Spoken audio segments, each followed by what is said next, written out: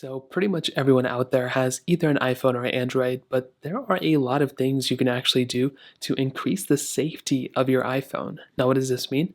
Well, essentially, if you never pretty much want to get viruses or malware or anything like that on your device, there are some things you should probably follow to increase the safety of your device.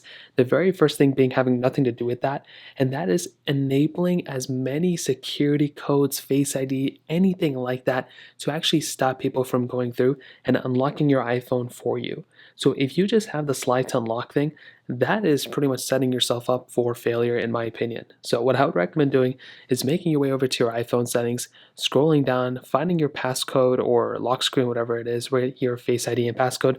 For some it may say Touch ID and passcode. All you want to do is go and click into here, and you want to enable as many of these things as possible. So using Face ID for iPhone Unlock, iTunes and App Store, Wallet and Apple Pay, password autofill, whatever options you have here, I would recommend enabling all of these, whether it says Touch ID or whether it says Face ID, and then setting up Face ID. If you have not set up Face ID yet, I would probably recommend setting it up. Whether you have Face ID or Touch ID, these types of things will go ahead and allow you to have a little bit of a more secure iPhone when it comes down to it. On top of that, you can go ahead and enable these attention aware features, turning passcode on, and all these other things down here. But that is pretty much secondary. I would probably recommend enabling as many of these things as possible, and that is pretty much the first thing I'd recommend doing. Another big thing to keep in mind is with the software version on your device.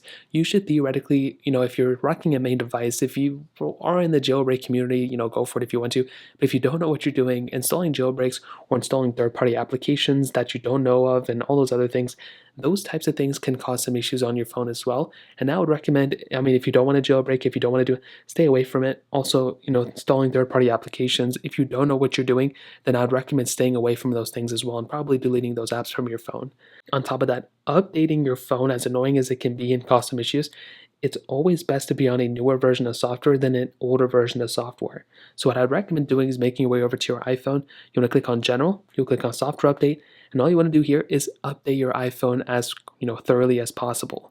If you're on a very outdated version of software, or if you're on a beta like me, that can cause some issues on your phone. It may not be the most secure thing to do, but staying on the official versions. Right now it's iOS 15.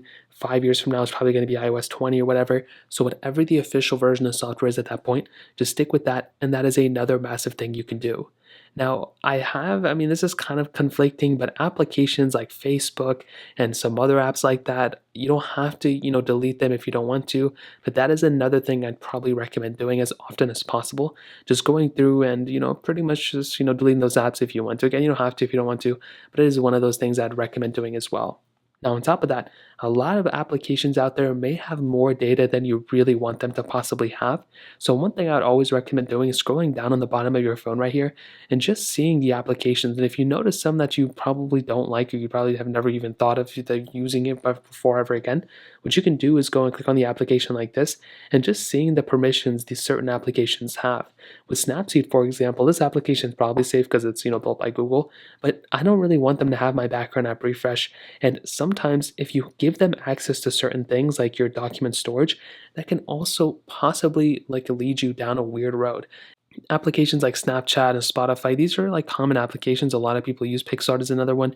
But if there's a lot of applications that maybe have a few thousand downloads and maybe you're not even familiar with, not only if you don't want to go ahead and delete them, you can always go through with this one, the things like the widget one or something, whatever it was, you can go ahead and just disable a ton of things within the background of these applications. I think things like CapCut, if they require your location or if they require access to all your photos and you don't feel comfortable doing that, I would probably recommend going through and disabling those specific little toggles there too. So for example, if we go into Snapchat, I probably wouldn't recommend doing this as Snapchat, but you can see how many permissions are given. I don't give them access to my location. I don't want them to have my contacts, but I do allow all photos. If you don't want that, you can select none there, and you can do that per application. So that's another pretty big thing. On top of that, as I've always mentioned before, you can disable what applications have access to your background app refresh. So what this means is basically applications refreshing themselves in the background. You can disable, exclusive ones if you don't want to. I wouldn't really recommend doing this at a high level. Like if you're doing it as Snapchat and stuff, you won't be notified if you get notifications. But for other applications, like Candy Crush Sega, I don't need to be notified. Call of Duty, I don't need to be notified or motivated. I can just disable all these, and you can do these to all of them down here too. That will allow them to go ahead and not be able to just refresh in the background. And in my opinion, that's another massive thing I would recommend doing too. Now, those are the main things. There are obviously other things that, possibly if you go into your iCloud account up here, they're not mostly just suitable for your iPhone, but iCloud accounts as well. And here I would recommend, updating your password as often as possible. If you go ahead and actually enable two-factor authentication, so enabling two-factor authentication and everything like that is another big thing I'd recommend doing too. So those are pretty much the main things I'd recommend doing to essentially increase the safety of your iPhone. If you have any other thoughts or questions, please let me know in the comment section below. Hit the like button, that would mean so much, but definitely hit that subscribe button. More importantly than everything else, I love every single one of you guys. Hopefully I'll catch you guys in the next video. Peace out.